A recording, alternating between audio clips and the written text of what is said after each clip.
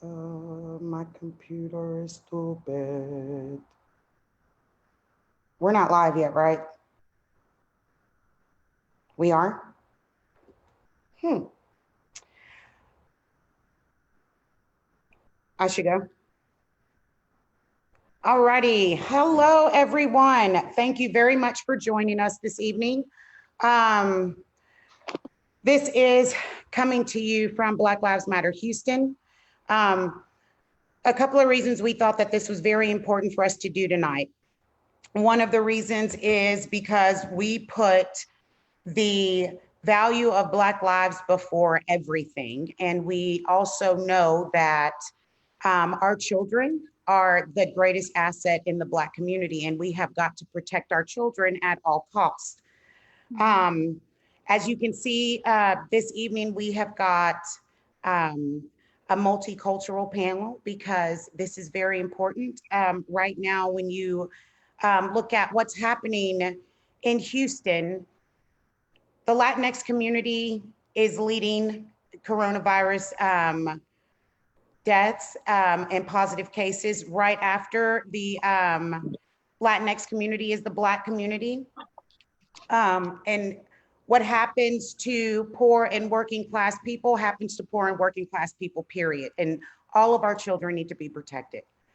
So I'm going to start out with introducing our esteemed group of people. And then I'm going to give them an opportunity to tell you a little bit more about themselves.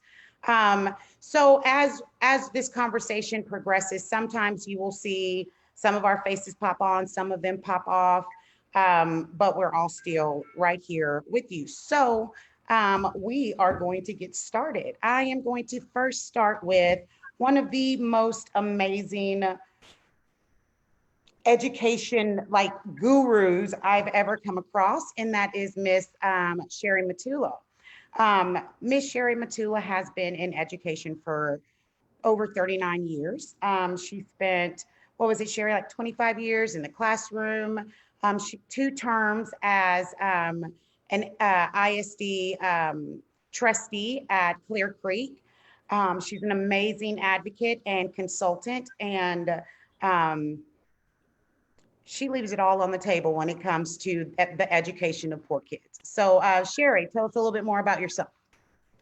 Thank you, Candace.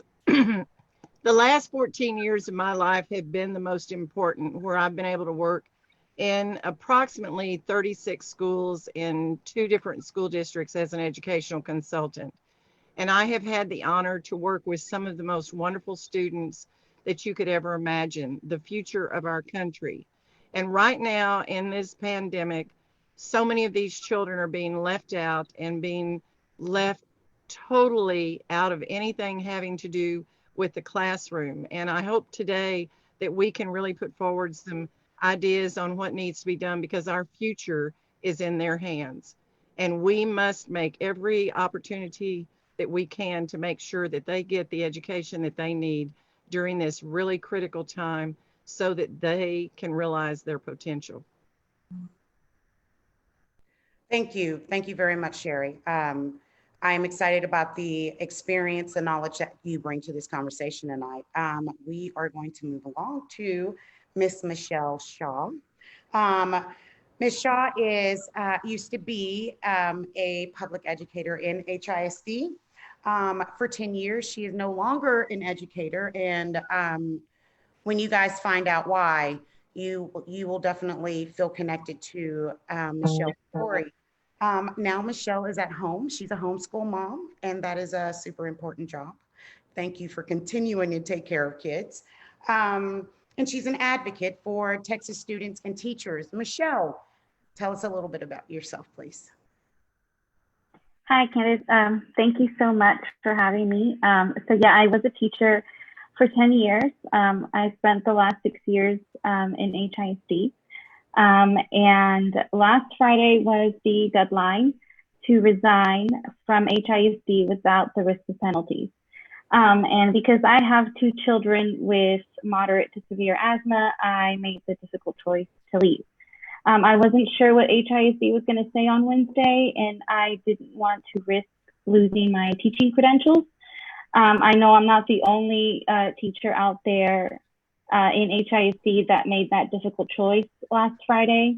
I will say that I worked at an amazing school with a supportive administration and staff. It definitely was hard for me to leave them behind, but when HISD announced virtual learning on Wednesday, I have to say I felt so much relief for my former colleagues because I know that many of them were stressed out and holding their breath, unsure of what to expect. Many of them are high risk with pre-existing conditions. Others were worried that they were not going to be able to be close to their elderly parents. So right now, I feel relief for them, and I'm happy to be in a position now where I can advocate for teachers and public schools in general. Okay. Thank you very much, Michelle. Thank you very much. And as this moves along, we're going to dig a little bit deeper into Michelle's story. But thanks. Thank you very much for being here. Next, and this is interesting because I found this gem of a brilliant Black woman on Facebook in the comments, fired up, hot about protecting our kids, protecting our teachers, and we connected there. And yeah, it's definitely still growing. We're going to do a lot of great work together. Miss Latriva Herndon, Washington, is also an educator here in Texas in the HISD area. She loves education. It comes from her heart. She also has a heart for activism and art. And thank you very much for being here this evening, and just tell us a little bit more about yourself.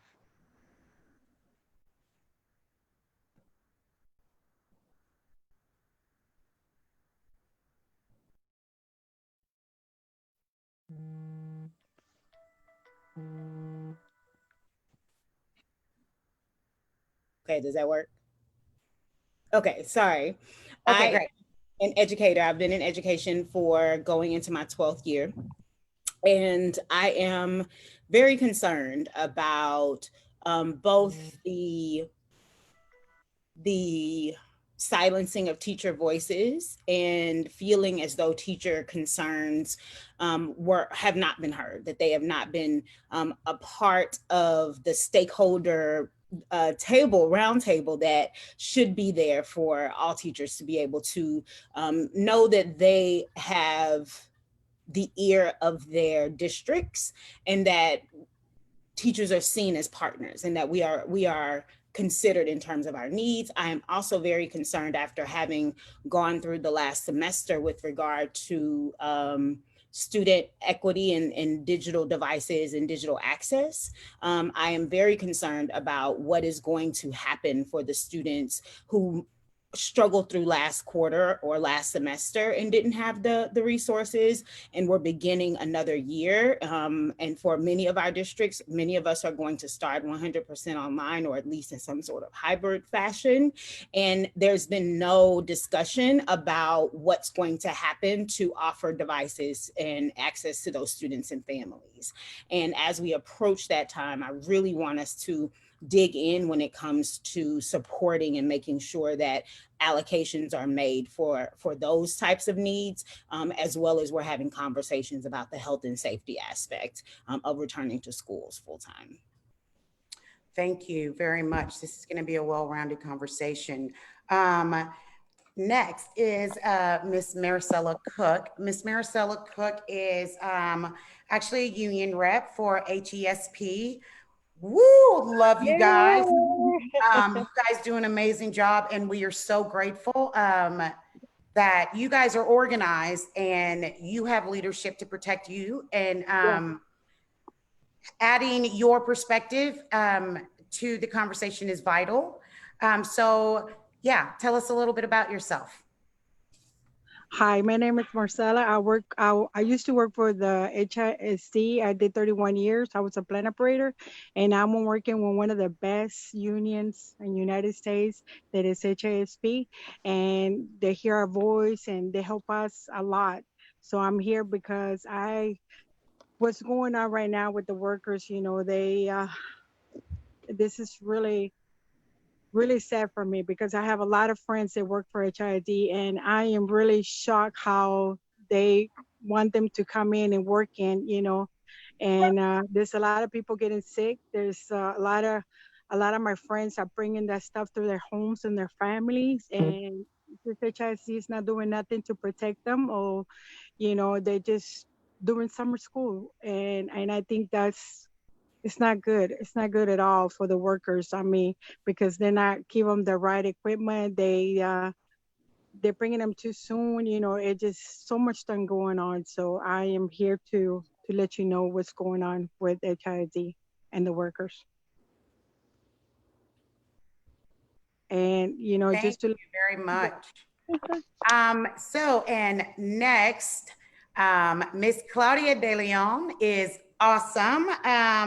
Claudia is long time public education advocate.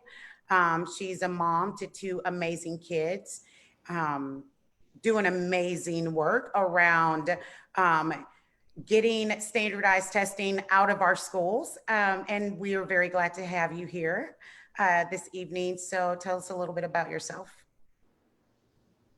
Hi, so yes, I have two kids in Houston ISD. My son, the oldest, he is, as I say, rising 10th grader. He's going to 10th grade this year. And I got into advocating for public education when I kind of was made aware of the inner workings of the high stakes accountability system and how STAR test scores were used. And I saw from, 10 years ago, the writing on the wall, what schools and what communities would be impacted the most. And all these years down the line, those fears were brought to fruition with the list of 10 schools that were on the closure list. So I'm hoping that this year we can really find some support for getting rid of standardized testing. Thank you very much. Last but certainly not least is a woman that I met advocating for education, and we've become friends since then. And I had no idea what her strengths were. They go so much further than organizing around education. So Mindy, give it to us, girl. Tell us who you are. Well, thank you for having me on this forum. I'm looking around at people that I've stood with in advocacy and definitely have admired greatly in all the work that they've done. Yes, I'm a mom of two kids in HISD. Pretty quickly, when my oldest was pre-K 3, I saw the inequities and began really pushing the board for change. Watching the board change itself, pushing new people, working with different organizations, but always trying to push the needle towards something better, something that every child deserves, not just my white kids, but every child in this district is equitable. Every child is treated in an equitable way, and that is, as we all know, it's a lifetime job. So I appreciate all of you who've done this well before me, and I am happy to be in the ranks with all of you. Thank you, guys. So we got a lot to get to in a very short amount of time. So we're going to dive right into it. First, I want to start out with a brief, coronavirus is an extraordinarily dynamic virus. We've not seen anything like this before. I'll give you a little bit about me, sorry. I am also an education advocate. Education is very close to my heart. It changed my life. And I know that it can change the lives of other kids that look like me and come from the same background. So I'm going to do everything I can to give them the opportunities that I had. I am a registered nurse in critical care. I am on the front line. And coronavirus, I've been a nurse for almost 2 decades. I've never seen anything like the coronavirus and what it does to all ages. What it does to the human body is quite frightening. So what is it? The short version, and we will be happy to share resources with you guys. All you have to do is reach out. We will drop some things in the event and also in the comments for you guys. Coronavirus is a respiratory illness. It is a virus, and it starts in the respiratory tract, so your lungs, and it takes over your body, really, for lack of a better word. There is no cure, there is no vaccine. It starts in your lungs, is what we know. So dry coughs, lack of smell, lack of taste, overall feeling fatigue. A lot of people that I've taken care of said it started out feeling like seasonal allergies. Other people have said they had GI symptoms. It manifests in so many different ways. So that becomes a challenge in itself. It is highly, highly contagious, and it kills. We don't know who it's going to kill. We don't know what type of symptoms anyone is going to have. We cannot say that just because these are children that we are talking about, the symptoms will be decreased. That's not true. That's not always the case. And then there are special implications for the pediatric patient, because what happens to children is not necessarily directly in the storm of the coronavirus. Sometimes what you see in children is after they've already made it through the coronavirus and they start getting hit with secondary issues and illnesses. Most importantly, this is what I know. This is what scientists know. This is what other healthcare professionals know. We don't know enough about this virus. So just like in every other leading cause of death in America, Black people and brown people are the ones that are getting hit the hardest, right? And there are some reasons for that. That COVID-19 is just, these reasons have already been there. This country is steeped in structural racism, and because of that, these disparities have always been there. But coronavirus, the COVID-19 virus, is really highlighting these disparities, and these are health disparities as well as other disparities in our community. So I want to spend a little bit of time talking about the disparities that we already deal with in our community, and then how COVID-19 just inflames those disparities. So I'd like to kick it off with Sherry. Sherry, I know you have seen a lot in your career. Can you just kind of speak to some of the disparities you've already seen in education? I'm going to speak very specifically about what has just happened in the last semester. I worked my last day in a classroom on February the 27th. I have ended my career. And I have stayed in contact with the teacher that I was working with in one of the school districts in Harris County.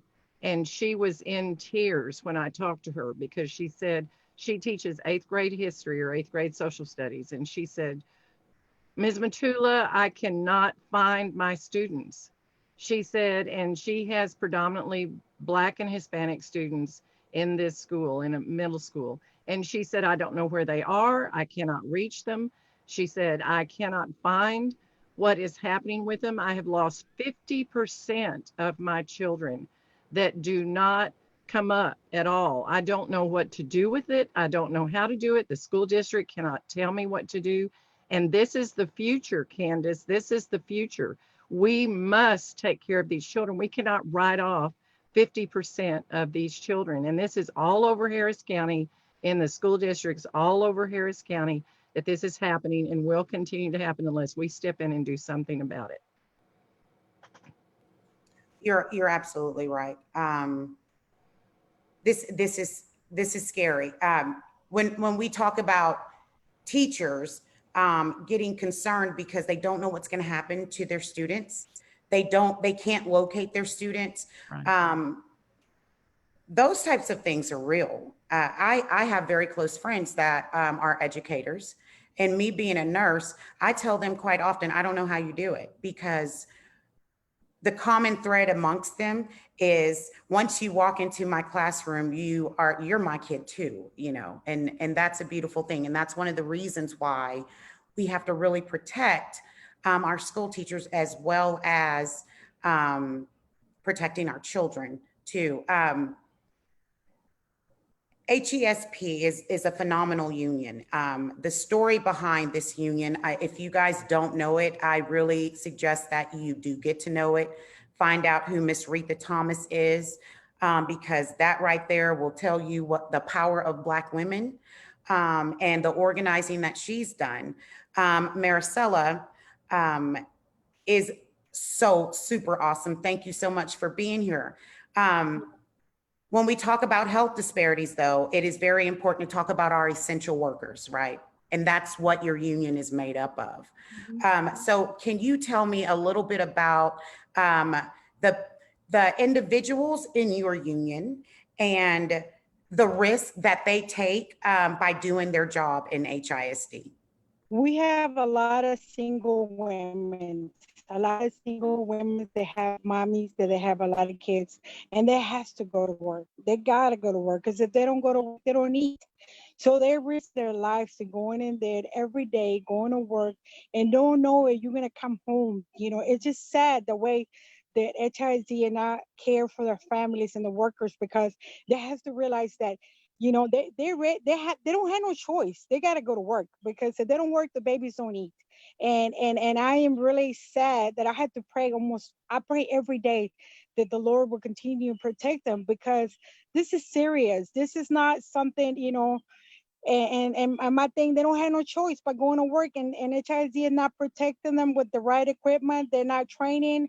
Right now they're in the schools working, but they doing summer schools. They're not in it is infecting the schools. They're not doing that. They're doing their regular job of cleaning summer school. And I feel like if they want to bring them to work, they have to teach them how to, you know, disinfect it, how to wear the right equipment, you know, their everything that they need to provide for them, because you know we losing people. We already lost two of my best friends, the plant operators, and we have a lot of folks that are sick, you know, and I'm in the line, I'm in the front, you know, answer phone calls about what's going on, you know, hey, what's my choice of being at work, you know, and I'm like, you know, there's no choices, you know, you gotta go. And Rita's doing a wonderful job. She's fighting for these women's and the families, you know. Every day she stays on the front, you know, and we have to deal with it, because she's the only one she can get through this HID, you know, on top, that, you know, that, hey, they need to be off. They can't be in the buildings, you know, 40 hours, you know, and they did, you know, they were stay home 2 weeks, you know, because we get in too many people. And I just can't believe how they want to bring the kids to work when workers are already in the school district, and they don't even, there's not even enough people in there. It's probably what, 5 or 6 or 7, and they getting infected. Can you believe how bringing everybody in it will be? That's going to be chaos. I mean, that's going to be a lot of people dying. And you know, and then in other things, you know, we have babies that a lot of grandmas take care of their babies, you know, and they're going to bring them on to their families. And that's what's going on in our you know, in our workers and our jobs, that if they open the school and let these babies come, man, it's going to be terrible. I don't even want to know, you know. That just, it's sad, because right now there's only a few people, and they got a lot of people sick in the hospitals. And you know, we have a lot of single mothers, like I said, they have to keep those babies to their moms so they can take care of them, you know, because they're sick. Exactly. So, Maricela, you know, we all do follow HISD quite closely, including budgets and whatnot. Was there not a cut to your health insurance here recently? The benefits that the HESP union workers have? There was a cut to your benefits, right? Oh, yes, they always do that, you know. And we've always been we've been in meetings and try to get it, help the lowers, you know, people. And one thing about HID, don't understand how the budget is, because They're millionaires. They have a lot of money. We don't. We are the lowest ones, you know, and we're the ones we out there, you know, and it's sad that, you know, they don't have the right benefits. And then the sad part about it, we can't go and get Medicaid or go get food stamps or anything like that because we work for HID, one of the places, millionaires, they're making all this money, but we can't get the right insurance, the right thing. It's terrible. I'm telling you, if it was not for the union, I don't know, things will be worse than it is, you know? Right, you're right. So I think this is a good time for us to talk about one of the reasons, you know, the disparities, right? That we do see the Black and brown community being hit so hard. Yes. There's this narrative that our government is trying to push, that the reason that our communities are being hit so hard is because we are already unhealthy. Yes. Well, so this is the issue, right? You see more health disparities, meaning you see more health issues, more health concerns in the Black and brown community because there are very key things that go into a healthy individual. For instance, healthy nutrition goes into a healthy individual, right? Our communities are redlined. We don't have good grocery stores. That's right. We don't have easy access to multiple grocery stores like we see in parts of the community or parts of this city that are not suffering the way we do. That is a major factor right there. So food insecurity plays into it. Redlining in our communities, not being able to own homes so we can take care of things on our own. Like if I'm cleaning my house, if I'm doing like I'm debugging my house and all of those things because it belongs to me, I'm going to do it right. But if I live in an apartment, right, and I only have a certain amount of money to work with, that apartment is going to do whatever they want to do, right? Use whatever kind of chemicals they want to use. Those things are irritants to our body, and that sets us up for more like long irritations and respiratory infections. These are the types of things that happen in our community every day. When you look at the essential workers, usually the essential workers are low income or they're service oriented, right? So once again, because of structural racism, Black and brown people get boxed into certain jobs, right? This is acceptable for you and that's acceptable for you. We get boxed into them. And those are the jobs that wealthy elitists are like, we can't live without, like a haircut, right? Pedicures and things like that, which they are actually willing to risk our lives for their comfort is what's happening. That's right. But some of the other things that low income essential workers deal with is the fact that they don't have health insurance or they're underinsured. That right there puts you at risk. That's Our right. low income essential workers are being overexposed and underprotected. These are not the people that are getting all the fancy PPE and all of that stuff. And there are bus drivers, right? Yeah. There are people that work in our kids' cafeterias, right? These are important people. There are school teachers. There are, you know, like our librarians and things like that. Those things are very, very important. Our kids have to have that. And the people that provide those services are not being paid well enough. So when you combine all of those things, you can see why Black and brown people are getting hit the hardest. And it's not because we're doing anything wrong. Yeah, that's right. Let me tell you how. Yes. Yeah. Let me tell you how important. Let me tell you how important we are. It's a plan operator. Don't come into the school.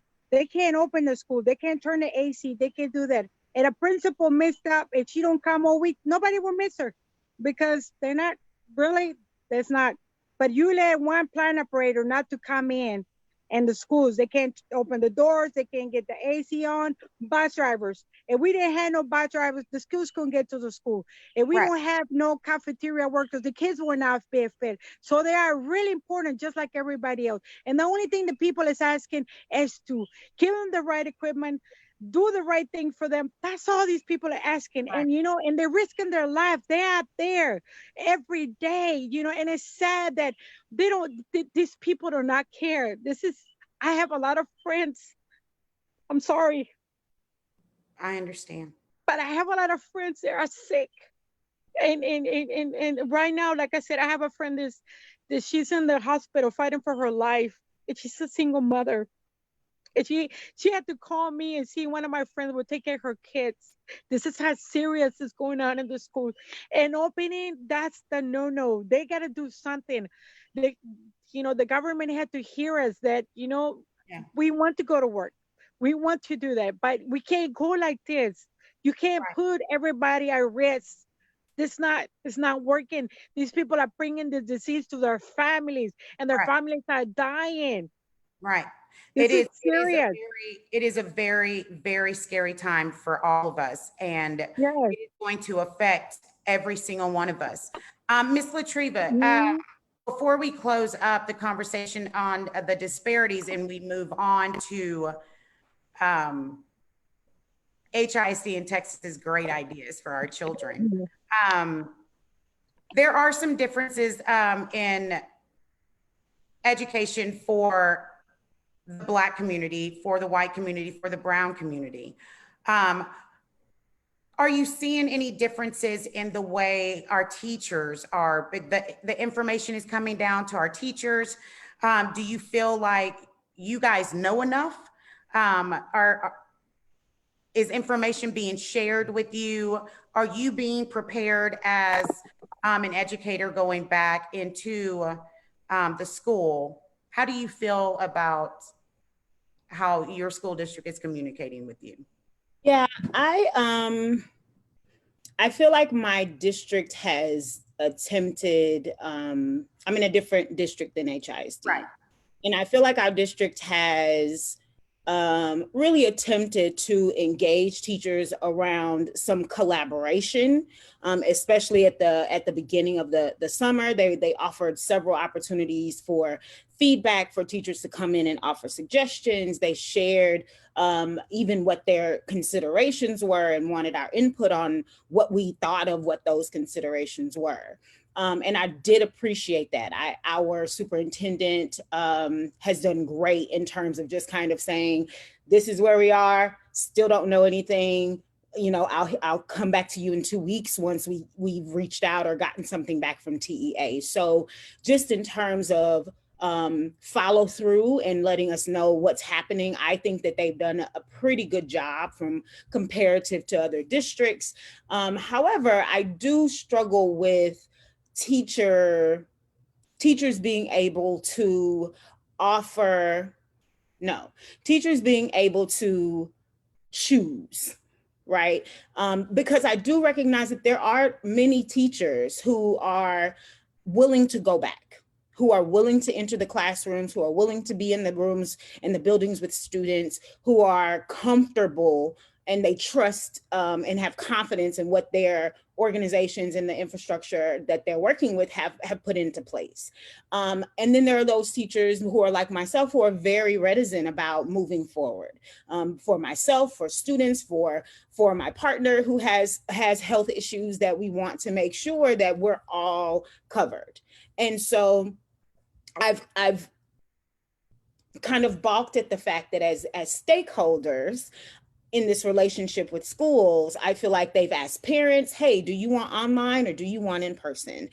They've asked community, hey, what's your input on whether the school should go full online or in person? However, they haven't asked me, am I one of the ones who want to go back versus one of the ones who wants to be online? Because I think that there are also opportunities, right, where maybe you can galvanize those teachers who want to be present and be on campus and pair that with teachers who want to be online. And we figure out what's there, who wants to go where, and then fill in gaps.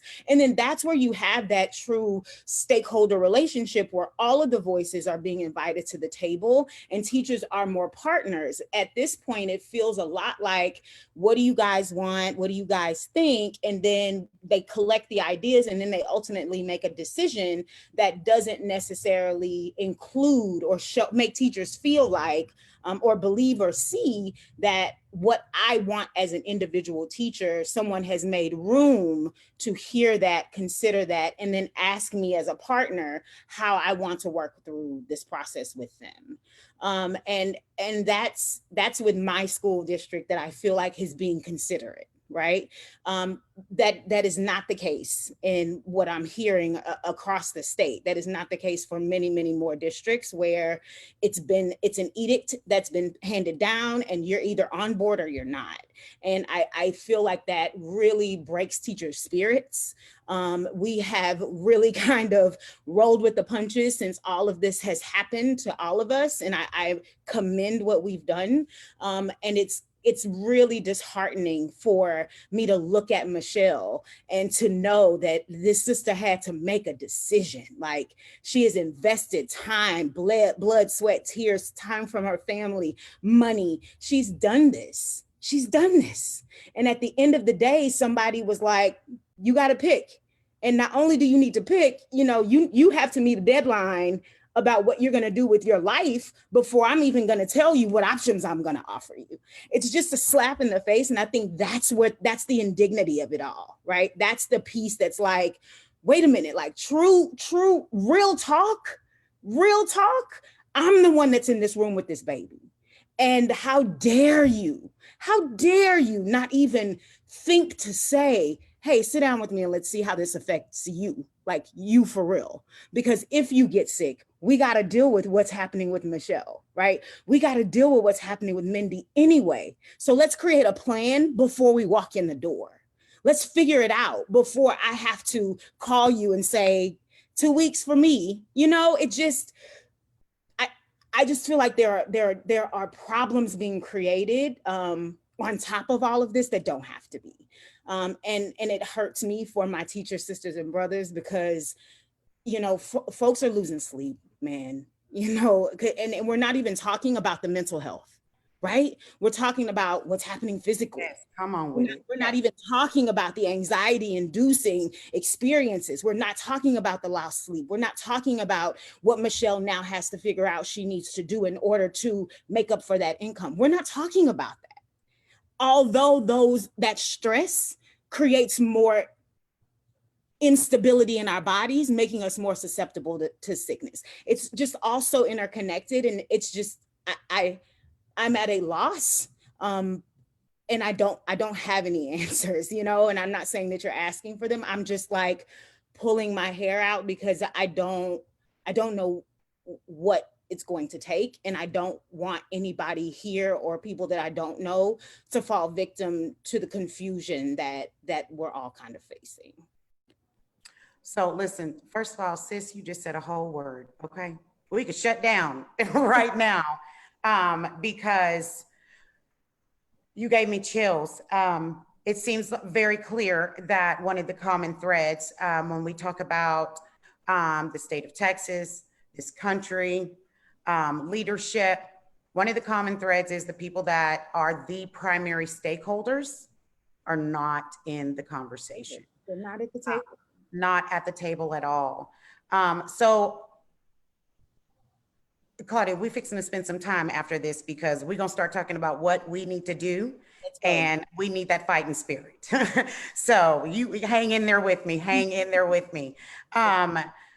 So we do have a lot that we're concerned about, right? We've got these big people in power, all these big people with money. I saw that task force that, Abbott put together, like really, Kendra Scott, she designs jewelry, give me a break. These are the type of people that he put on that task force.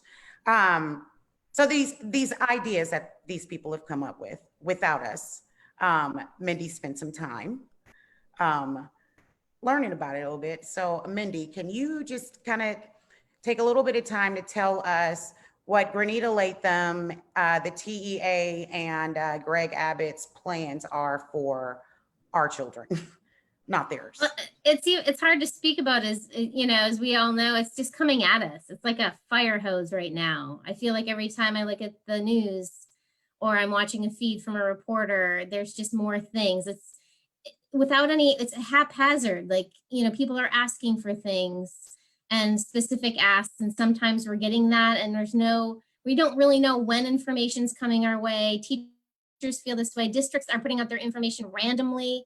It puts everyone in this, parents, I'm looking at it from the viewpoint of a parent, but there is no one knows what's going on. It feels like a circus. It feels like the state of Texas, right? Lately, especially during this pandemic. But a couple things we know. So I can only really speak a little about HISD. I haven't dug into all the other districts, and it's really just still kind of top level stuff, right? So in HISD, they've pushed back the start date to September 8th. Lots of districts have done the same, though everybody can kind of choose. And it's going to be virtual until middle of October. So the first grading period will be virtual. And then they're going to give parents only the option to choose an instruction or continue with virtual instruction. I don't see anywhere where they're bringing in the teachers, right? And also, why are we deciding on a calendar date and not an infection rate? Goodness. I mean, that's really crazy to me. When we're talking about a pandemic, we can't schedule it that way. I wish we could control it. We wouldn't be in this situation. There was a lot of the outcry from HISD. Can you guys hear me? There we go. There was an outcry from HISD asking for money from Greg Abbott in the state. And I'm sure every district is asking for that because there was no money given to districts to provide the technology and internet that they would need to teach children virtually. So that was an ask. The state answered, and Sherry had a really great point. We had chatted about this, and I'll let her chime in here. So that the state's like, sure, we'll give you $200 million and we'll funnel it through the TEA. I got problems with that first. That money needs to go directly to the pocketbooks of schools. But $200 million sounds like a lot of money until Sherry pointed out, right, she's shaking her head no, because $200 million means across about 6 million kids. Yeah. In public education means $33 a kid. So when we think about providing resources to students, first, that's not enough. And secondly, when it's provided in a way that is without the lens of equity, who gets what? And are the kids getting what they need, those who absolutely need it? And $33 a day, we can do more. And I chatted about this too. And so did Sherry mentioned, we know that the state state rainy day fund is $10.2 billion. We can do better than 200 million for a global pandemic. Our kids are worth more than 200 million during a global pandemic. Our teachers, our staff, our future is worth more than that. Yeah, so that rainy day fund, $10 billion. Hey, Greg Abbott, it's raining. It's raining, okay? Unload the rainy day fund. Like, we're drowning here, right? When we were on that call, we were organizing, Sherry, and I think this is a great time for us all to kind of chime in because we really were like bouncing off of each other, when we were talking about what's happening right now. And some of the things that Latriva talked about, and we're not in the conversation, right? So there is no way that I, as a healthcare professional, would have been okay with the decisions that were made by the TEA, by the governor. There's no way that you guys as educators would have been okay with it. No way that parents would have been okay with it. So guys, what use are they? Candace, they're not of any use whatsoever. Okay, here's the deal. $200 million is about how much the school districts, along with the state, spend on standardized testing every year. Altogether, the collective amount is about $200 million. If you take in every single school district and every single thing that's being done around, that's every single year that we're doing that. My proposal is that, dadgummit, you get rid of the testing now. End it, okay, forever. I told you before, 2 years, no, hell no. All of it needs to be gone, and we need to revisit our entire structure and what you're doing. I'm old enough, haha, to remember teaching before the testing. We got it done. It worked. Thank you very much. And we're all accountable and we do it well. And that's the problem right now. Is the first thing we need to do is get rid of the testing. The second thing we need to do is get dadgum broadband across Harris County for all of these students. What's going to happen is a family of 3 going to drive up to the McDonald's and share an iPhone between all 3 kids to try and do something having to do with that? And how far do you have to drive to get to the dadgum McDonald's to even do that? In a lot of these areas that I have taught in and I have worked in, it's 5 to 10 miles before you get to anything besides a kidney dialysis center. Okay. So all of this is combining together to, we need to just dadgum restructure what we're doing, make sure that everybody is all taken care of, get rid of the testing, get rid of all that stuff. Thank you very much. Co-signed, amen, and a word. Yes, absolutely. I completely agree. We're talking, you know, when we talk about people not being at the table, nurse chimes in. First of all, let's be very clear about this. What is there? I wrote this down. There are 273 campuses in HISD. Of those campuses, there are 37 of them that have no school nurse at all. Let me repeat that. 37 campuses in HISD have no school nurse, and they are trying to send our kids back to school in the middle of a pandemic. So what does that look like for nurses? School nurses become frontline. You know, when we open those schools up again, they become frontline workers. As a critical care nurse that deals with infectious patients on a regular basis, there was extra training that I had to do as a nurse, okay, with multiple degrees. There was special training that I had to do to protect myself during this pandemic. Let's see, the nurses will now have to train the teachers how to screen students for possible coronavirus infection. The teachers are now going to have to teach students and teachers. The nurses will have to teach the teachers and students the appropriate way to don and doff, put on and take off PPE. We don't have questions answered like, how are you going to isolate students that you've identified that might be positive? How do you isolate them from the other students, from the teachers, and from the nurse? You know, we don't have answers to that right now. HISD said that they had created a COVID-19 nurse team to assist with these current trends and exposure. I don't know what type of nurse team HISD came up with, but right now, the White House, the CDC, both houses of the federal government, and everyone else is running around trying to figure out what we can do about exposure and flattening the curve. And that is when we talk about adults, and they have yet to figure it out. So I don't know what super duper nurse team HISD is come up with, but I promise you, it's not enough. Something else, TEA does not track how many schools in the state of Texas does or does not have school nurses.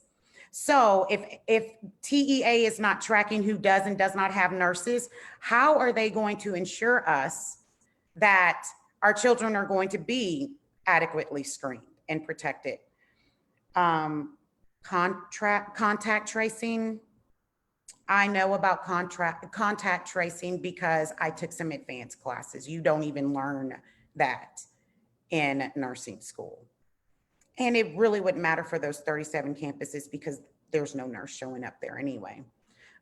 This is what we have right now. This is what we are dealing with in communities that we already know are low income, underinsured, or not insured at all. And that's some scary stuff. the broadband issue. We cannot, that's what we're dealing with right now. You want to talk about disenfranchising, further pushing children to the margins. Our family, Maricela just got done telling us about the choices that our communities are making, right? We can't keep making decisions like buy groceries, buy medicine. Those are real decisions, right? Pay the light bill or pay the water bill, because one of them is going to get turned off. Those are real decisions in low income neighborhoods, and not for any fault of our own, but because of structural racism that's boxing us in, right? Our kids don't stand a chance. Our communities don't stand a chance, right? These layers, these interlocking systems are killing us. And there's no other way to say it, but Greg Abbott, this is genocide. This is genocide, is what it is. You can't call it anything other than that. It is obvious that we're not going to get protection from our government. So what do we do, guys? Where do we go from here? The very first thing, the children cannot go back into that situation. The staff cannot go back into that situation. So right now, I'm calling on Commissioners Court on their next meeting to have an agenda item on there to fund broadband across dadgum Harris County, to at least give these students a chance, even if they're doing their lessons on an iPhone or on a phone, at least give them a chance to stay safe in their home, wherever they are, and get broadband access on their dadgum device, whatever it is that they can, so that they can participate in this. Absolutely. Can I Claudia? jump in, Candace? Yes, ma'am. I'm sorry. Latriva. Just on adding on to what Sherry was saying, I don't understand. So at the beginning of COVID, when we were out in March and April, and it felt like companies were giving away the farm, like they were just basically like, take this for free, take this for free. Okay, I don't understand why our government is not partnering with Dell, other computer manufacturers, so that they can come up with some sort of tax break. If you're donating devices to schools, Verizon, why can't you donate? T-Mobile, Sprint, why can't you all make access available to these, so that becomes the community's responsibility, so that it no longer falls on teachers need to fix this, districts need to fix this, everybody needs to materialize this money out of nowhere. Okay, if we're saying that it's about, money, we all know that that's a farce. However, how can we get in-kind services and get businesses to buy into this need at this moment? This is where we need corporate support. You can't do PPE and create that for the medical folks. Okay, that's cool. Schools need you to stand up and do these things for our children. So if you really believe that we need to get parents back to work, and that's the fundamental goal of getting schools open, then support them by saying, hey, you've been a customer with Sprint for 45 years. Let me give you an extra 2 lines of service and a tablet so that you can get your kids moving forward. Why I don't see why we're not trying to make those sorts, not we as the teachers, but why government is not trying to help by finding partnerships and developing partnerships with corporations that could help absorb some of this. I'm going to tell you something right now that's going to really tick you off. I have it on very good, solid, dependable authority that there are tech companies out there that are doing everything they can to get involved, to help our children, and our government just doesn't have the bandwidth to get on board with that. So first of all, I do think that we could also take Jeff Bezos' money, like just take all of it, eat the rich. But there are companies out there that would definitely, if they had an opportunity, would definitely reach out. And that speaks also to the value that our government places on Black and brown lives. Claudia, this woman is a fighter, right? The way you've moved to protect your own children's education has been like inspirational. What do you think? What do you think? What do you think parents can do right now? What do you think parents should do? How can we organize, together to make things better for Black and brown kids? Give us something. Talk to us, girl. Me? Yeah. I completely believe in the power is in the people's hands. And I absolutely believe it when it comes to education. And I know just that most people, I know when I sent my kids to kindergarten, I sent them with this naive belief that everyone who worked in education was there because they loved kids and they were willing to, make the decisions that were in the best interest of the kids always. That they always had that one goal in mind, from the superintendent down to the custodians. I thought this was everyone's goal at the schoolhouse. At least at the schoolhouse, this was how it was going to be. And so after seeing how there were different pressures on different people from different sources, and how that drove some actions or drove things at school. And after a lot of research into what STAR was and how it was affecting everyone, I just saw STAR and the accountability system as the reason, or a big agitator as to why things were not going well in public education, for communities of color. High stakes accountability is on, it's unjust, and I would say it's a classic example of systemic racism. You have a measure that has historically been shown to statistically rise and fall with socioeconomic status. And at the same time, in our country, and I think probably around the world, socioeconomic status and race and color are also highly correlated. So when you talk about punishing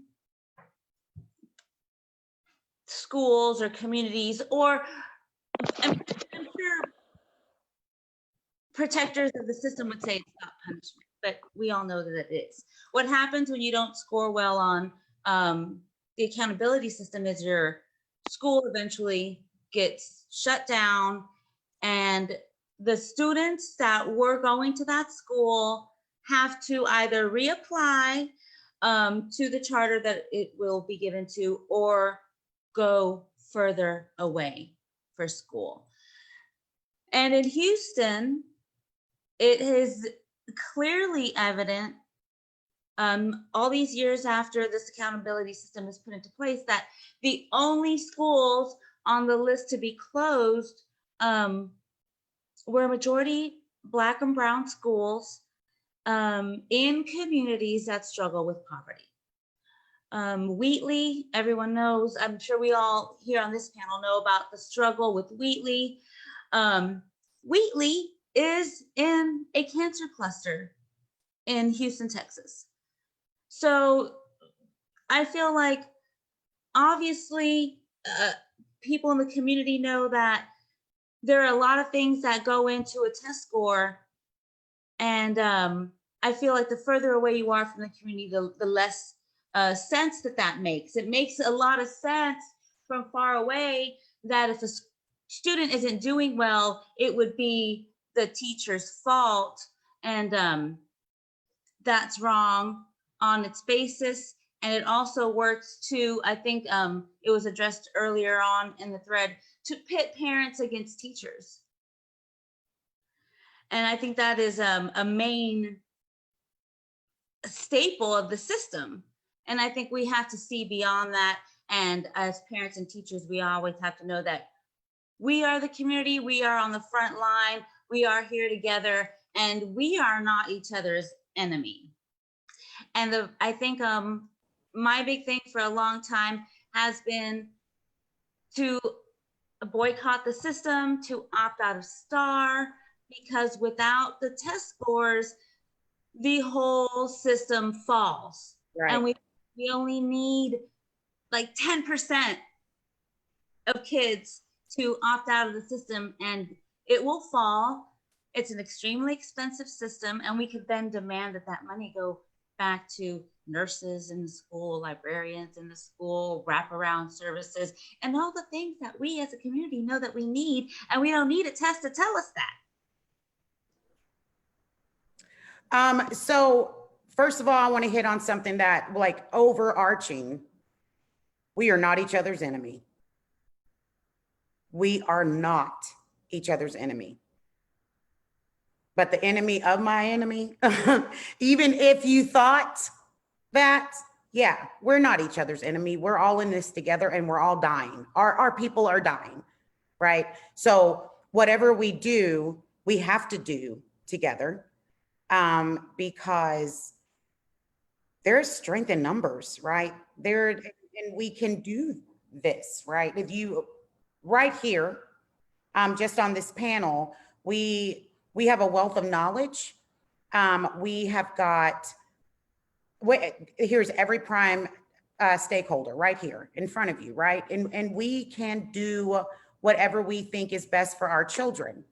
From a nursing standpoint, I think Mindy touched on this a little bit, and we're gonna kind of open this conversation up now. I know anybody that's following on Facebook, before I go into this a little bit further, I need to just say this. We have got Joseph Say and Brandon Mack working in the background, trying to make sure that everything is, chugging along. Guys, thank you so much. We appreciate you. And so what we're gonna do right now, we're gonna kind of open it up. If you guys have got any questions for any of us, we'll be happy to answer those questions for you. We're definitely aware of your time. Before we get into the kind of Q&A type part of this, I do want to say, Mindy hit on this a little bit ago. The way we're measuring when it's time to go back to school or not is inherently flawed. Understanding how coronavirus works, once you've had coronavirus and now you have tested negative for however long that is, once you test negative, you have to remain negative for 14 days. You have to remain quarantined for 14 days. So it really doesn't matter if our numbers decreased by half. And our numbers are really high right now. I'm going to give you guys some numbers, I'll pull them up once we start talking. Even if those numbers were cut in half, there's still an extraordinarily high risk for transmission and more death. So people want to lower the number. Well, let's get down to this number. Let's get down to this percentage and then we'll be safe. No. What really needs to happen is this entire state needs to go a full 14 days without any new cases of coronavirus before we even start to have a conversation about reopening our schools.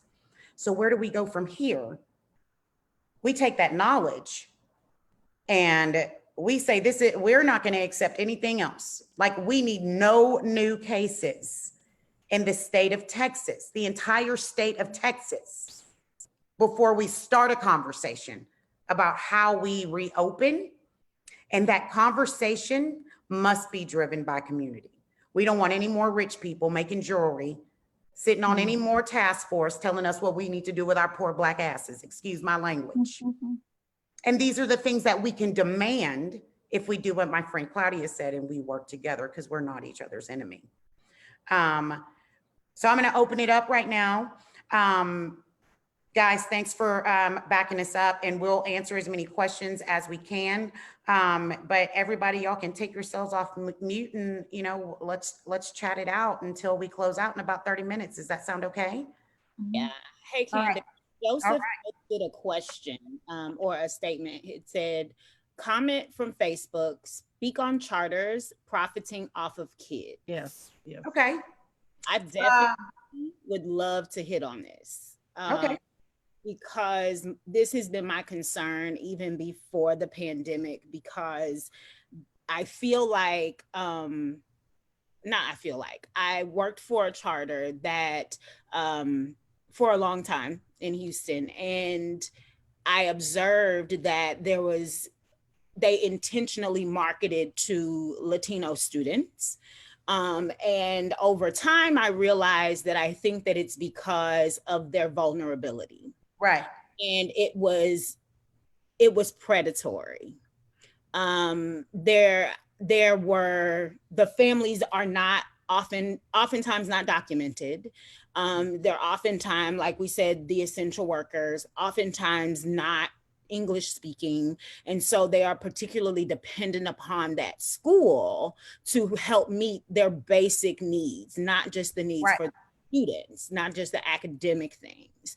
And I am terrified for teachers who are in these systems, because their protection is far less than what even those of us who are in public schools have, because they can't join unions, they can't even find advocacy for themselves. And then that there's an energy around being in charter schools where you don't get time for yourself. You are seen as a less than sufficient teacher if you are trying to take, just even a mental health day. So a pandemic, and oftentimes you're the only teacher of that content for that grade. So there's a lot of pressure on you to make sure that 8th grade math class makes it, gets all of what they need. And that is scary for me because of how many of the schools have been taken over by charters.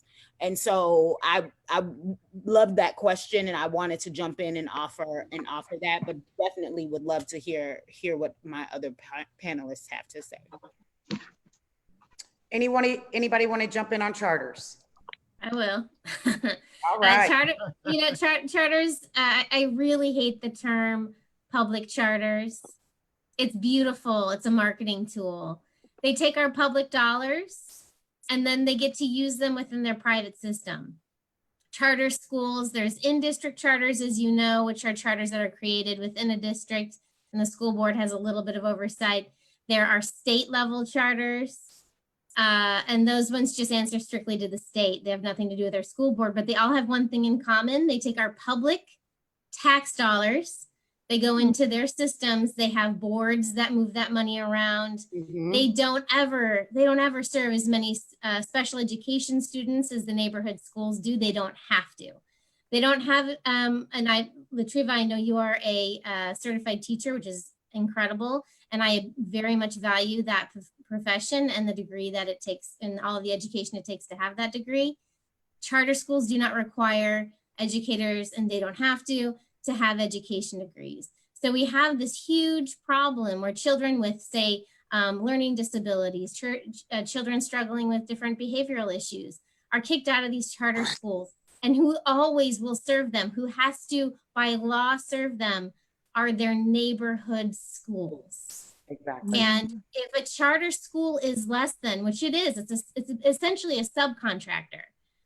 If it can't serve all children, it should not exist. That's exactly right. It should not with my public tax dollars. Yeah, and not with the public tax dollars. They can exist because if people want to defend their charters and they want to say, I have the voice, right, that I should be able to send my kid wherever I want. And you should, but not with my public tax dollars. If that school can exclude students, then. Right. Certainly not with my public tax dollars when that school can exclude my child, right? So we had a question. I'm going to shoot this one over to Sherry. How do we get the commissioners to work on broadband? What do we need to do to get the county commissioners to work on broadband for all of Harris County? Each one. What I'm going to do is I'm going to contact my representative, which of course is Adrian Garcia.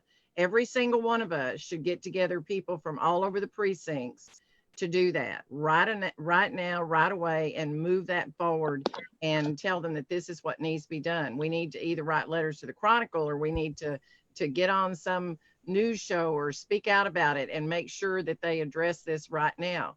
It is ridiculous for us to be hearing about the rural school districts on national TV not having broadband, to have Trump talking about broadband. He didn't even know what he was talking about. Okay. And for us not to have it in the third largest county and most diverse in the whole United States, that we do not have broadband in large swaths of our county. This should be first and foremost on the commissioner's agenda at the next meeting.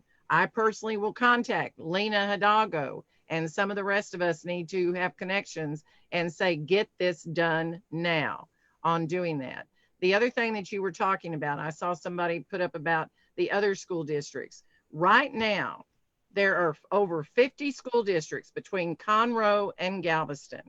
All of them together need to have the leaders meeting. I don't care if it's a giant Zoom call, and they need to all be on the same page doing the same thing. If 3 governors in 3 states all did the same thing up in New York, and the other 2 surrounding in New Jersey, I think was Connecticut, and got all 3 states working together doing exactly the same thing, why in the hell can we not get all of these school districts coordinated to do exactly the same thing, come online, do whatever needs to be done so that we are coordinated? Because if we don't, Candace, none of this will go away. It will continue to keep spreading all around.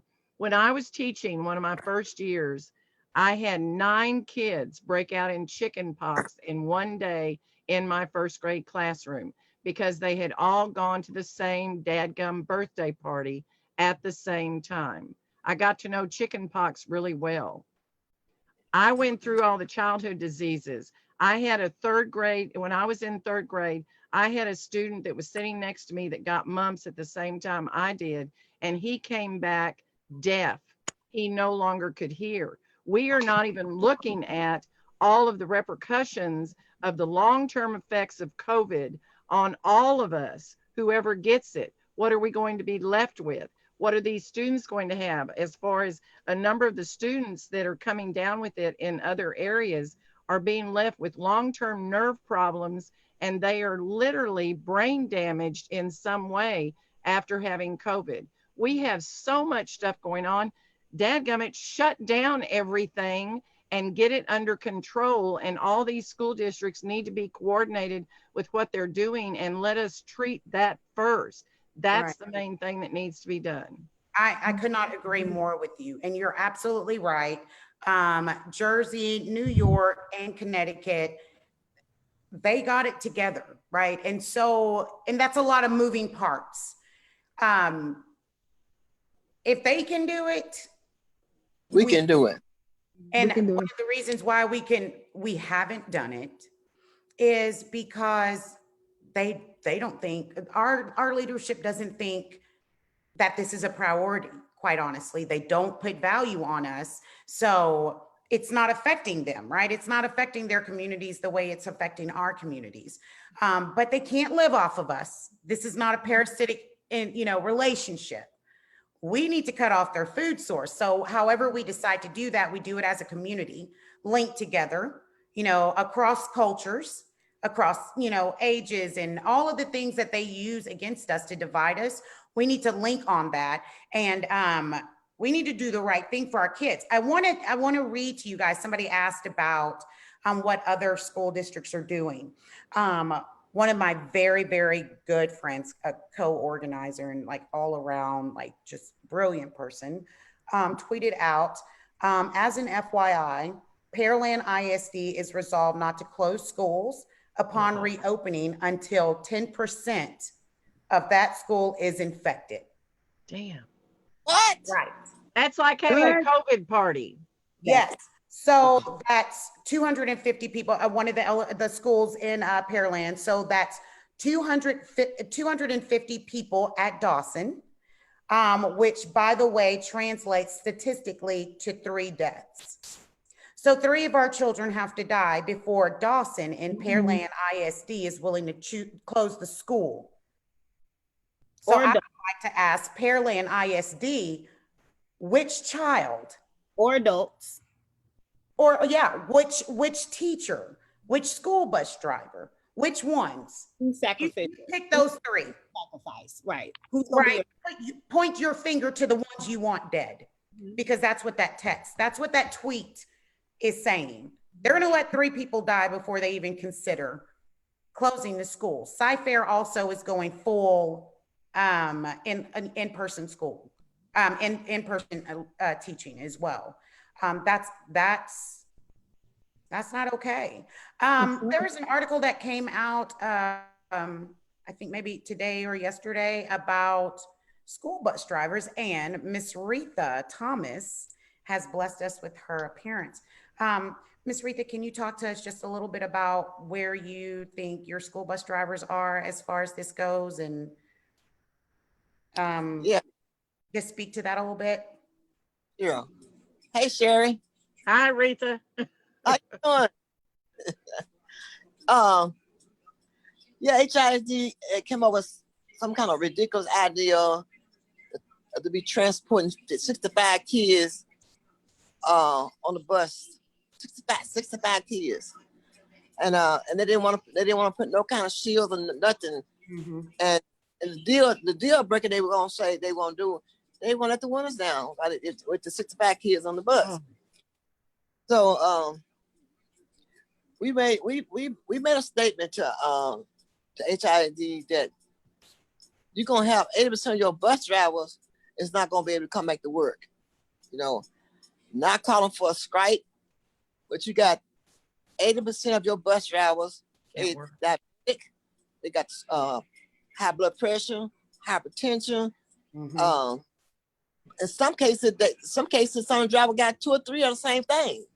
And you expect for my drivers to get on the bus and transport kids to school that may be affected, and then some of our drivers may be affected. They putting them in the harm's way. So this is the message that we sent out. Bus drivers can't drive. They're not gonna we're not gonna let our bus drivers put their life in jeopardy for that. No. Because the Republicans got a different kind of view on how they look at our kids, you know. Well, and Candace, correct me if I'm wrong, but there are people who, after just a few days of being sick and not knowing they were that sick, all of a sudden either had a heart attack or a stroke because of the effects of COVID very quickly on their system. And you have them driving a bus and having a stroke or a heart attack with 65 kids on that bus. Yeah, that's a lot of lives to put in jeopardy. Speaking of the, I'm sorry, Marcella, go ahead. I have a question. You know, the sad part about it is that they closed the prison. You can't go in the prison and see those people, but we are trying to open our schools. You know, this is our babies. This is our future. How can you allow us, you know, open the schools, what's going on, but you closing the prisons for the people not to go see them because people are dying, but you are right to open the school and let our kids die and behind, you know, that just don't make no sense. It doesn't. I wanted to speak, you know, Sherry, you said about strokes and heart attacks and things like that. There are, and I'm not going to get into the technicalities of it, there are certain deficiencies that are present, more prevalent in Black and brown men, that when those people that have certain deficiencies actually get COVID-19, it's almost a fast track to brain bleeds. Right. This is some scary stuff. And once again, what do we know for certain? We don't know enough. Right. So when Ms. Rita, you start talking about the comorbidities that your union members have. And most of my, and I want to speak on that because, you know, we have all those problems with our union workers, and then HISD don't give them no insurance. the kind of insurance that they can afford, Right. or put them in a location where it's convenient at them. Now, 60% of our people, they live in Acres Home, Southport, Sunnyside, Denver Harbor. Most of people stay in those areas. But HISD took all the clinics and put them on the west side of town. Yes. This is another cripple. This is another cripple of showing them how much they care about their employees. You got employees don't even have enough money to catch the bus. You know, they can't walk. Well, now we had those kind of clinics in those neighborhoods, but somebody made a decision to take them out of there and put them on the other side of town. They able to walk down to the doctor's office in Harrisburg. They were able to take their kids down there in Harrisburg. They had some over there in Cullen. They were able to walk over there at Cullen. They had some over there in they were accessible. Yeah, accessible. Yeah. They get somebody to take them to, they got somebody that can drive them over there in the neighborhood. But it's gonna be hard. It's hard to get somebody to drive you from the Heights to Westbury. Yeah, it is. And which is why we have disparities already is, healthcare access. I'm sorry, go ahead. I was just saying exactly. This is the disparity that we're having with I call them our working poor people. They don't even have a chance to even get their medicine stuff that they need. You know what I'm saying? Right, exactly. So there has been some questions that we're getting. What can regular people do? So I'm a regular person, so I love a good call to action. And we're going to put out some more definitive things for sure as we keep moving, but just some things to throw out there. Pearland ISD school board meeting is on July 21st. So if you live in that school district and you don't want your kid to be one of the 3 that has to die before they will consider closing those schools, please show up at that school board meeting. And I'm sure it's virtual, but we could double check and we'll share information. Show up at that school board meeting and let them have it. Find out who your school board trustees are and let them have it. What day is that? It is on the 21st of July. That's that right there. That's one of the things that you can do. Put pressure on your local officials, elected employees. Travis taught me something. I'm never gonna let that go. Put pressure on local, state, federal. Leverage their seats to save your children's lives, to save your lives, your neighbors' lives, because sending our kids back to school, even if you don't have any children, puts you at risk.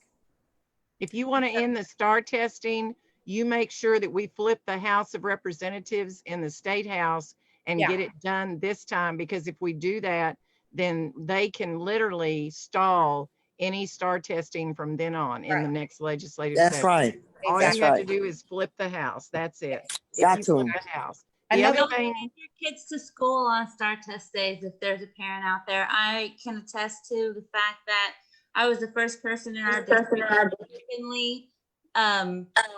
opt out of STAR. We said, we're here, but we're not going to take it on purpose because we don't believe in it.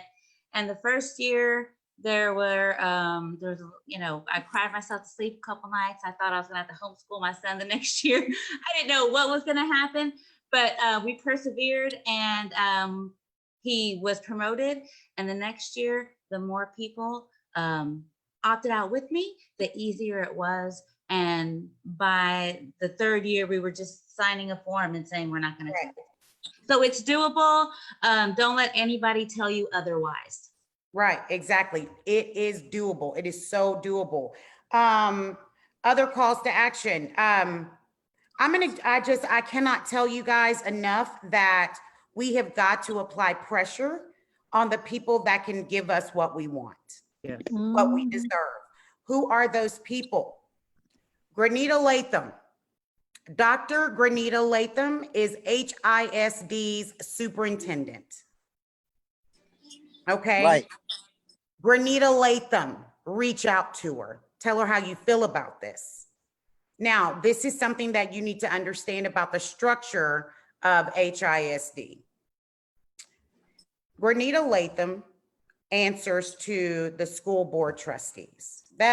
She is really their only employee. Right. Right? So you want to talk about who do we apply pressure to? If Granita Latham doesn't do what we want her to do, we leverage the seats of the school board trustees and we let them know without a doubt, as long as she stays, you go. Are the She's not going trustees, to act in the best interest of our children. As long as this superintendent stays, you go, and we will vote you out systematically. We're real good. Look to your left and your right. School board trustees who was there last term is probably not there now. Nope. We can keep doing that. I also want to remind, yes, and I also want to remind everybody, the board just approved a budget. They approved an increase, a $3 million increase to HISD police. And there was an amendment presented that would make sure that the district put nurses in every campus during the time of the pandemic. Those board members voted against the amendment that would put nurses in schools and instead decided to vote to keep the budget item that would allow HISD police to have raises. That is what we're dealing with right now. Right. And this was during the middle of a pandemic. It was a Zoom meeting. Yeah. that's our current board. Yeah. So That's this bad. is how that interlocking structural racism works against us. I don't care if it's a school board member or trustee, that's your best friend. Right. She got to go. He's got to go. If I got to choose between these trustees and our children, trustees, teachers, trustees, and just anybody, they got to go. Okay. And that's how we got to look at it. What at this point, we have nothing to lose but our life fighting these people, right? So come on, let's get up and let's get it, right? Do it. Right. Action, protect your life.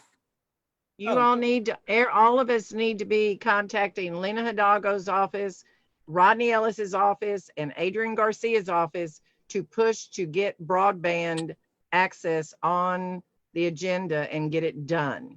Right. Absolutely. Got it here. You got it here.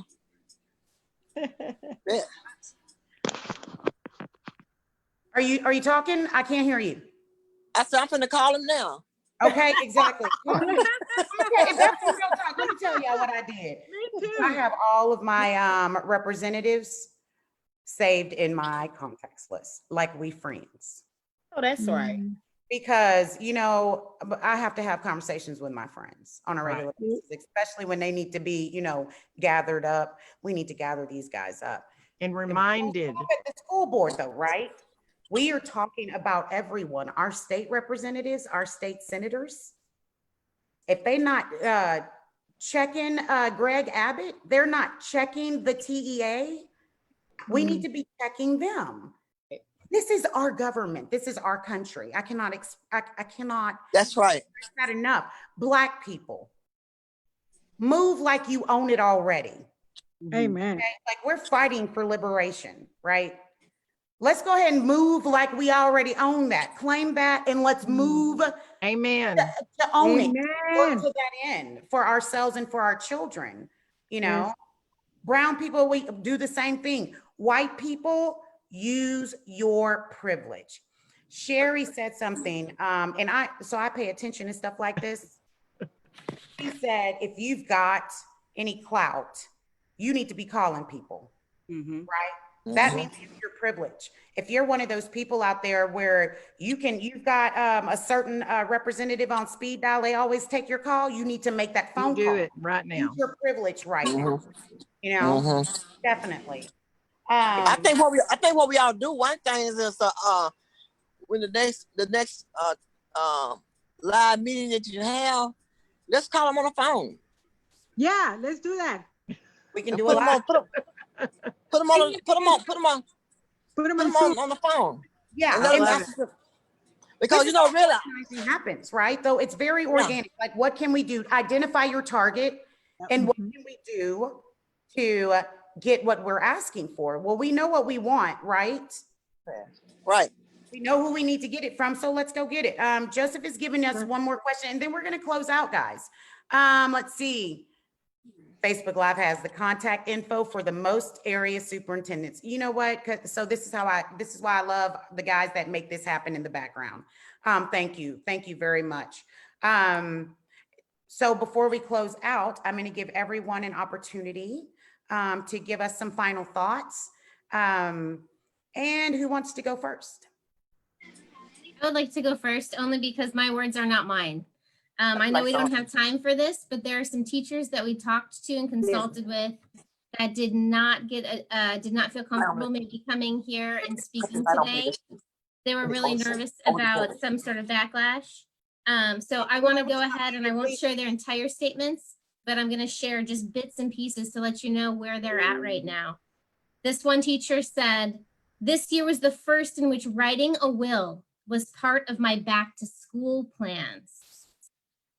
She has some pre-existing conditions that put her at high risk, right? And she said, "I know without a shadow of a doubt that if infection rates do not go down, I will contract COVID-19 before the end of the first week of school if I am put into a classroom with students. Since every student in the school building comes to my music classroom, the entire school will be put in quarantine." And that's just a tiny piece of what she gave me. And then this other teacher is talking about saving PPE supplies with her own money, and also adds, "The night before my district announced its plans, I couldn't sleep. I was stressed to tears for the first time in 3 years. I was trying to relax and failing. I was afraid for my life and for the lives of my students. In college, I was told I was ready to take, I had to be ready to take a bullet for a child. As an adult, I am not prepared for that child to feel complicit in my death."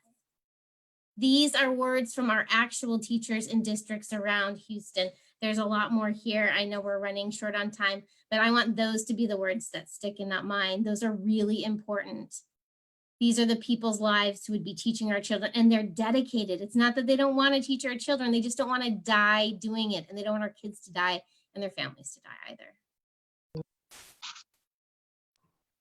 Chills.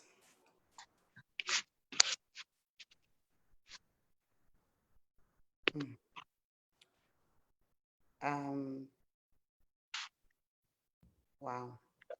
Somebody go now. I don't think that that's too much to ask to be able to live to teach. I mean, I don't think that that's too much to ask. Candace has said it a few times. My piece is just kind of apply pressure. And then the thing that I do want to put out there is those teachers who have privilege.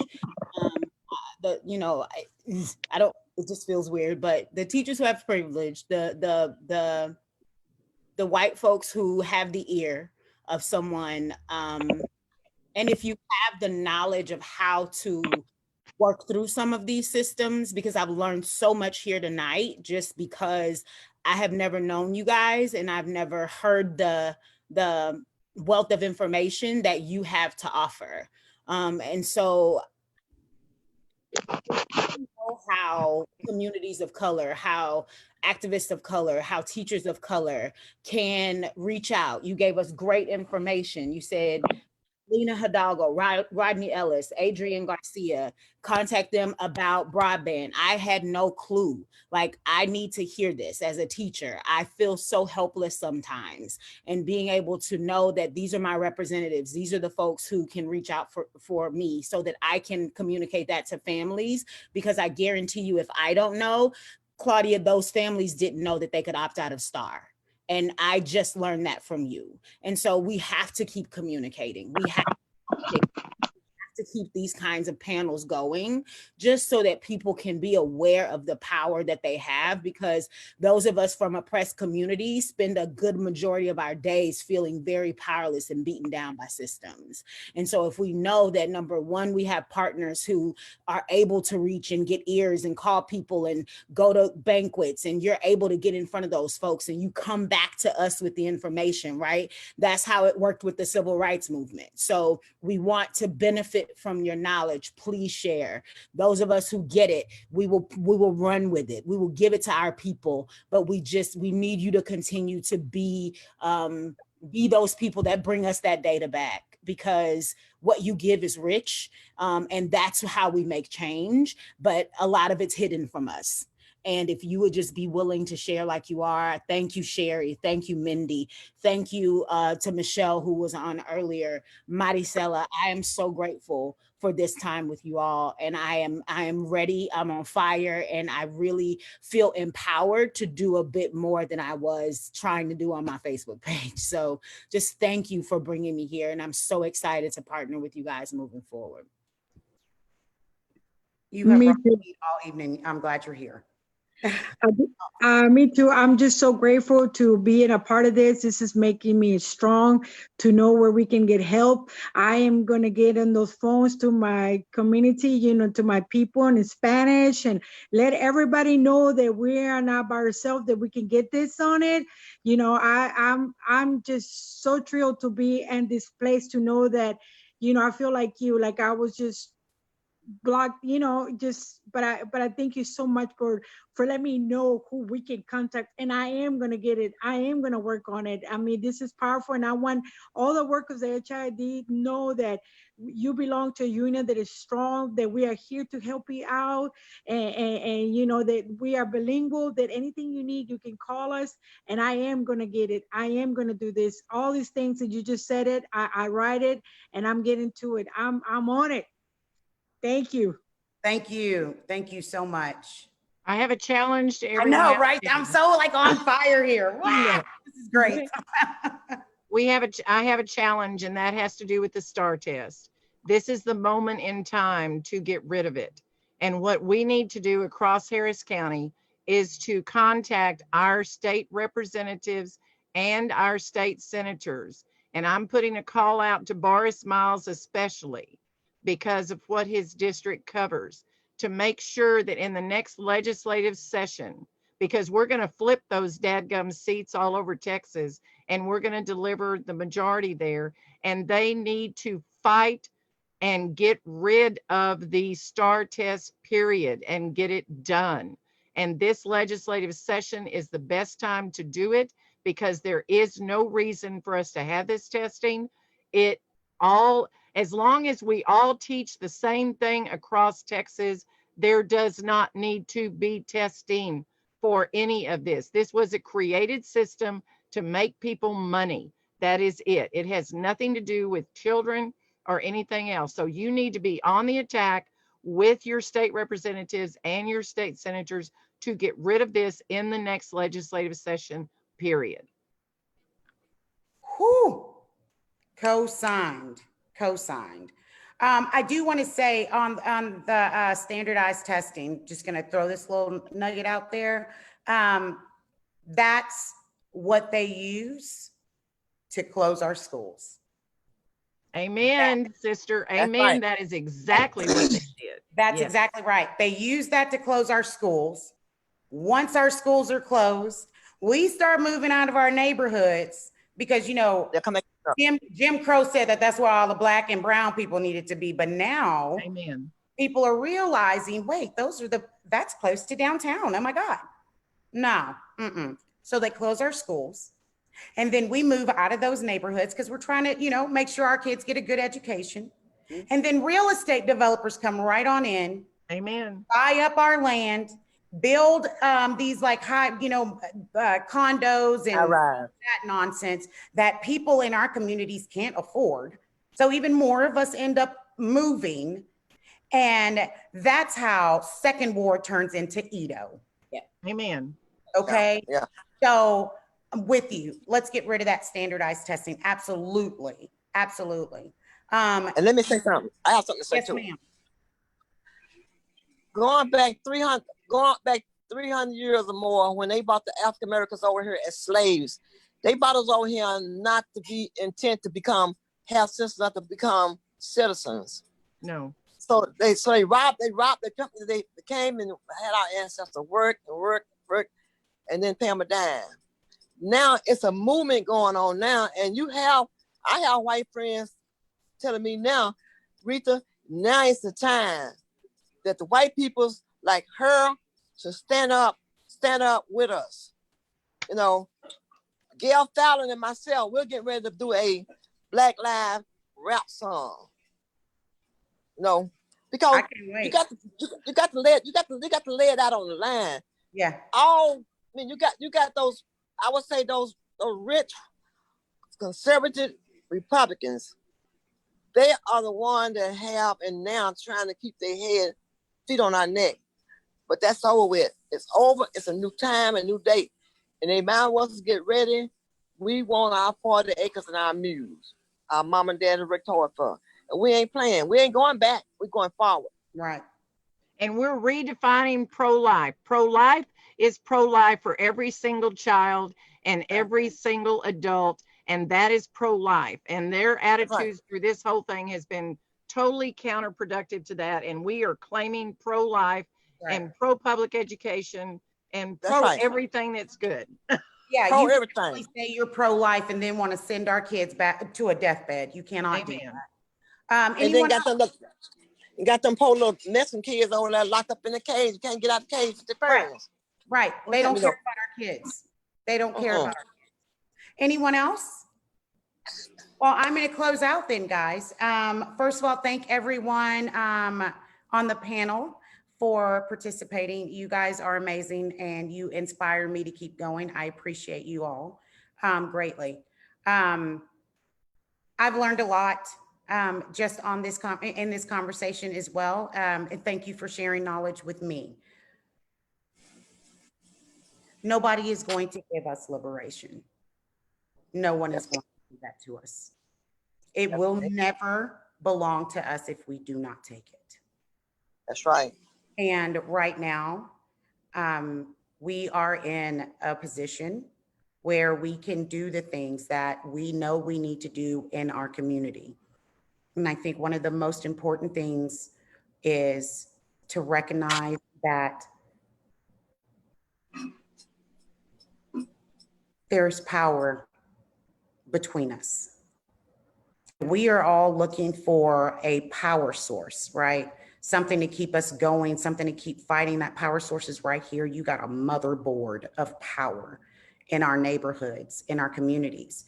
But that means that we have to link together and fight this together. There are more of us than there are of them. There is not any issue surrounding this that is not important. Everyone needs to be heard. Everyone deserves the opportunity to protect themselves and their families.